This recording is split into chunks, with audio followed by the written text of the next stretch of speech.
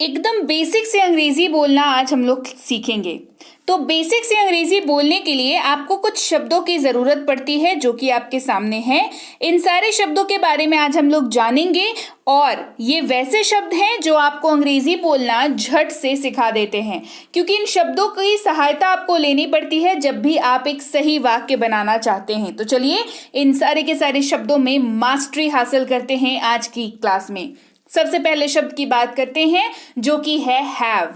HAVE इसका उच्चारण जो है वो हैव के तौर पर किया जाता है, व का उच्चारण होता है हैव, जिसका इस्तेमाल होता है पास है के तौर पर। यानी कि वाक्य में आप पास है की भावना या पास है का इस्तेमाल कर रहे हैं, तो आप उस वाक्य का जब अंग्रेजी अनुवाद करेंगे यानी कि इंग्लिश में ट्रांसलेट करेंगे उस वाक्य को, तो वहां पर आपको हैव का इस्तेमाल करना पड़ेगा। उदाहरण के तौर पर मैं बता दूं आपको, मेरे पास एक बुक है हो गया I have a book.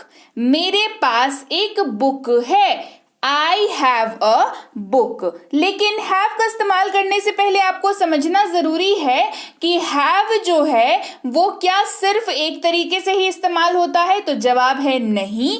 Have का इस्तेमाल जब आप मेन वर्ब के तौर पर करते हैं तो इसका इस्तेमाल पास है के तौर पर होता है, और रूल जो फॉलो होता है हैव को यूज करते वक्त वो है आई यू वी और दे। यानी कि हैव का इस्तेमाल आप सिर्फ और सिर्फ आई यू वी और दे के साथ ही कर सकते हैं। दोबारा उदाहरण देख लेते हैं। मेरे पास एक बुक है, आई हैव अ बुक। यहां पर देखिए आई के साथ हमने हैव का इस्तेमाल किया है। Hey everyone, welcome to B banker spoken English class, जहां पर आप सीखते हैं अंग्रेजी वो भी आसानी से। मैं हूं प्रीति मैम और मैं रोज ऐसी ही क्लासेस आपके लिए लेकर आती हूं जहां पर आप अंग्रेजी जो है वो आसानी से सीख पाएं अपनी सहूलियत के साथ। अगर आप इस चैनल को में पहली बार आ रहे हैं तो जरा सब्सक्राइब बटन को क्लिक करके बेल आइकन जरूर दबा लीजिएगा, ताकि ऐसी जब भी क्लासेस मैं लेकर के आऊं तो आपको जरूर पता लग जाए। क्लासेस जो है वो रोजाना आती है, तो टेंशन वाली कोई बात नहीं है, आप अंग्रेजी रोजाना सीखते हैं। अगला शब्द हमारे पास है हैज, HAS। इसको हैज पढ़ते हैं, जो और कि जो के नीचे बिंदु लगा हुआ है, यानी कि इसको नुक्ता कहते हैं, जिसकी वजह से इसका जो उच्चारण है वो ज हो जाता है। तो आप इस बात का ध्यान रखेंगे कि हैज पढ़ेंगे, हैज नहीं पढ़ेंगे इसको, ठीक है, हैज पढ़ेंगे इसको। इसका अर्थ भी होता है पास है। तो सवाल दिमाग में ये आता है कि जब हमने एक शब्द पढ़ा हैव जिसका अर्थ होता है पास है, फिर हम एक शब्द पढ़ रहे हैं हैज जिसका अर्थ होता है पास है, तो हमें दो शब्दों की जरूरत क्यों पड़ी? जरूरत हमें इसलिए पड़ी क्योंकि इन दोनों शब्दों का मतलब तो सेम है पर इस्तेमाल अलग है। क्योंकि हैज का इस्तेमाल आप मेन वर्ब के तौर पर करते हैं तो उसका अर्थ पास है तो होता है, लेकिन इस्तेमाल जो है वो ही, शी, इट या किसी भी नाम के साथ ही होता है। किसके साथ होता है? ही, शी, इट या कोई भी नाम, जैसे लड़की का नाम हो, लड़के का नाम हो, डजंट मैटर, दोनों में ये काम करेगा आराम से। जैसे उसके पास एक कार है, उसके पास एक कार है, ही हैज अ कार। उसके पास एक कार है, ही हैज अ कार। बढ़ते हैं आगे अगले शब्द की ओर जो कि है हैड, HAD, हैड, जिसका अर्थ होता है पास था। अभी तक क्या पढ़ रहे थे?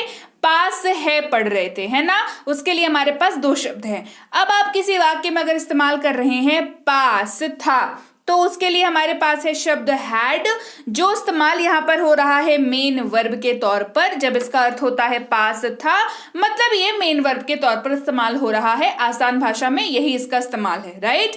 अच्छा, रूल समझ लेते हैं। रूल जो है वो ये है कि हैड का इस्तेमाल आप सबके साथ कर सकते हैं। किसके साथ?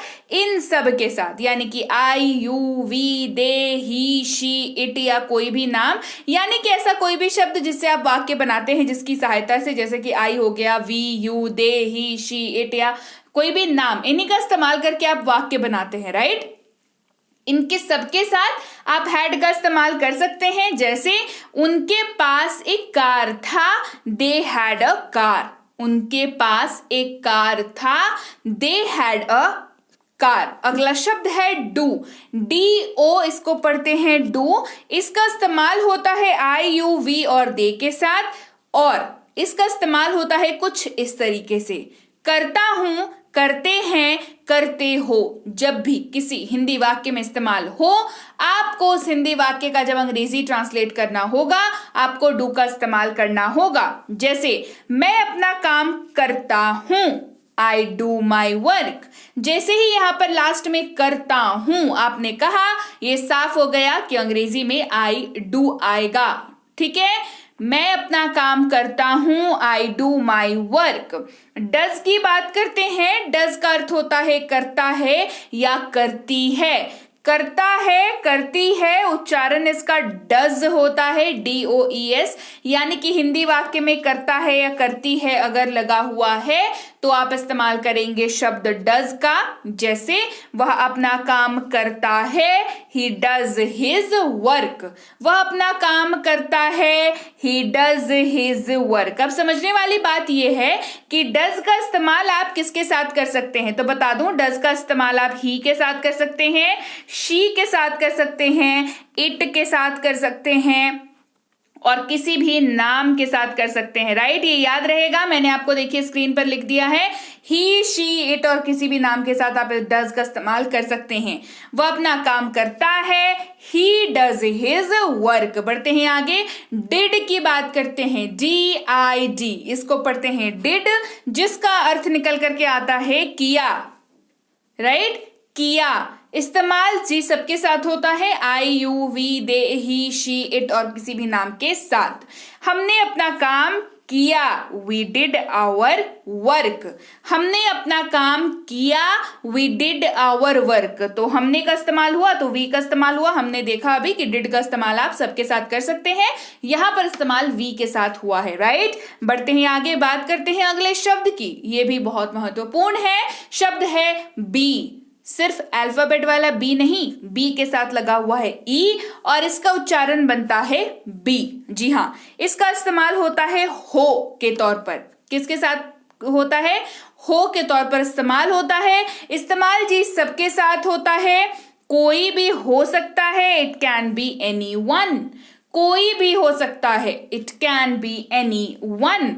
वो हानिकारक हो सकता है, दैट कैन बी हार्मफुल। ये एक अनदर यूज है बी का। I, U, V, they, he, she, it name के अलावा भी ये दैट के साथ यहां पर इस्तेमाल हो रहा है। वो हानिकारक हो सकता है, that can be harmful. Been अगला शब्द है, BEEN। बीन इसको पढ़ते हैं, थोड़ा जोर डालते हैं, बीन ऐसे पढ़ते हैं इसको। इस्तेमाल होता है ता आ रहा है, ते आ रहे हैं, ता आ रहा हूं इसके तौर पर। इस्तेमाल जी सबके साथ होता है तो समस्या वाली कोई बात नहीं है। जब मैं कहूं सबके साथ होता है, मेरा साफ साफ अर्थ है I, U, V, they, he, she, it या कोई भी नाम, चाहे लड़की का हो या लड़के का हो, सबके साथ ये इस्तेमाल हो जाएगा। राइट, अच्छा, मैं काम करता आ रहा हूं, I have been working। मैं काम करता आ रहा हूं, I have been working। तो आपको यहां पर ता आ रहा हूं दिख रहा होगा। राइट, अच्छा, अगली शब्द की बात है बीइंग, BEING। इसको बीइंग पढ़ते हैं। उच्चारण तो भाई सारे शब्दों का दे रखा है तो समस्या तो नहीं हो रही है ना। चलिए, बीइंग यानी कि हो रहा है या किया जा रहा है। ऐसा जब आप भाव किसी वाक्य में इस्तेमाल करें या शब्द ही क्यों ना पूरी तरीके से इस्तेमाल करें, आप उस वाक्य का जब अंग्रेजी कन्वर्ट करेंगे, अंग्रेजी में जब बदलेंगे उस वाक्य को, तो आप बीइंग का इस्तेमाल करेंगे। राइट, BEING, बीइंग का इस्तेमाल करेंगे। इस्तेमाल भाई सबके साथ कर लेंगे, I, U, V, they, he, she, it या कोई भी नाम हो उसके साथ भी बीइंग का इस्तेमाल किया जा सकता है। अच्छा, इस्तेमाल अब देख लेते हैं। ये मेरे लिए कठिन हो रहा है, यह मेरे लिए कठिन हो रहा है। It is being tough for me. Tough का मतलब होता है कठिन होना, है ना। तो मेरे लिए कठिन हो रहा है, it is being tough for me. ये मेरे लिए कठिन हो रहा है, it is being tough for me. Right, तो ये थे कुछ ऐसे शब्द जिनका इस्तेमाल हमें करना होता ही है जब हम अंग्रेजी बोलना चाहते हैं। तो क्यों ना इन सारे शब्दों की मास्टरी कर ली जाए, इनका रूल्स, इनका अर्थ, इनका एग्जाम्पल से उदाहरण की मतलब समझना कि कैसे इस्तेमाल होता है, ये सब हम कर लेंगे तो हमारी तैयारी हो जाएगी पूरी और अंग्रेजी बोलने के लिए हम हो जाएंगे तैयार। तो चलिए भाई, ये आज की क्लास थी। उम्मीद है आपको क्लास समझ आ गई है और इन सारे शब्दों का अर्थ, इनका उच्चारण और इनका इस्तेमाल भी समझ में आ गया है। तो अगर ये चीजें हो गई हैं तो कमेंट करके मुझे बताइए कि मैम क्लास जो है वो हमने क्लास पर मास्टरी कर ली। देखिए, मुट्ठी भर शब्द हैं लेकिन आपका काम बहुत आसान बनाएंगे। तो जरा कमेंट में मुझे बताइए कि काम आसान बनाया इन शब्दों ने। चलिए, कमेंट करके मुझे बता दिया आपने। अब करना है क्लास को लाइक, करना है शेयर, चैनल को सब्सक्राइब नहीं किया है तो बता दूं आप देख रहे हैं B banker spoken English class. जल्दी से चैनल को सब्सक्राइब कर लीजिए ताकि आगे आने वाली क्लासेस आपको जरूर मिल जाएं। टेंस की ई बुक आ चुकी है भाई, जिनको नहीं पता उनको बता दूं, टेंस की ई बुक आ चुकी है। टेलीग्राम पर आ जाइए और अपनी ई बुक वाली जो अपना जो हिस्सा है ई बुक वाला वो लेके जाइए। बेसिक प्लस स्पोकन इंग्लिश की फ्री कोर्स और इसकी ई बुक भी अवेलेबल है, इसके बारे में भी पूछ लीजिएगा कि आपको ऐसे मिल सकती है। मिनी स्पोकन इंग्लिश कोर्स और इसकी ई बुक के लिए भी आपको टेलीग्राम पर बात करनी होगी।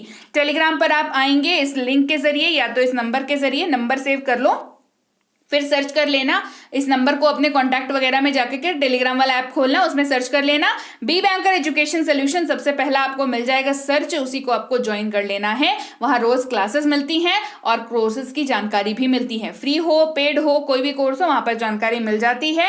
इस कोर्स के बारे में आप जान सकते हैं जो कि पेड कोर्स है, spoken English course, spoken English की प्रीमियम स्पोकन इंग्लिश का कोर्स है, बेहतरीन कोर्स है। आप अंग्रेजी अगर सीरियसली सीखना चाहते हैं तो इस कोर्स को आपको जरूर करना चाहिए। बेसिक इंग्लिश रीडिंग का कोर्स है, जहां पे अंग्रेजी पढ़ने में बहुत लोगों को तकलीफ होती है ना, उनके लिए ये कोर्स है, रीडिंग वाली कोर्स है, इंग्लिश की रीडिंग वाली कोर्स है। तो इसके लिए भी जानकारी जो है वो टेलीग्राम पर आप प्राप्त कर सकते हैं, राइट। चलिए, तो ये सारी बातें हो गई, मैं आपसे मिलती हूँ आपकी अगली क्लास में। तब तक आपको क्या करना है, आपको इस क्लास को दोबारा से करना है, टेलीग्राम पर आना है ताकि ऐसे क्लासेस आपको रोज मिला करें और अगली क्लास को फिर से ज्वाइन करना है। मैं आपसे मिलती हूं आपकी अगली क्लास में। Till then, thank you so much for watching, stay tuned to B banker.